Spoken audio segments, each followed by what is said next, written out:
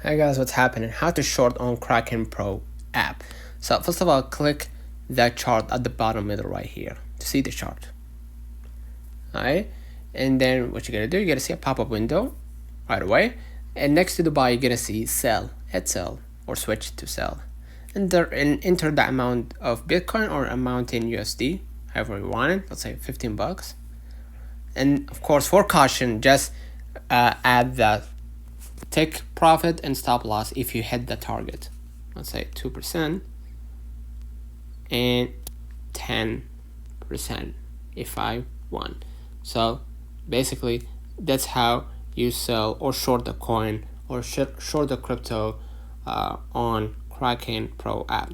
So this video is not a financial advice. Always trade with caution and do your own research before making any financial decisions. So don't forget to like and subscribe. Catch you in the next time.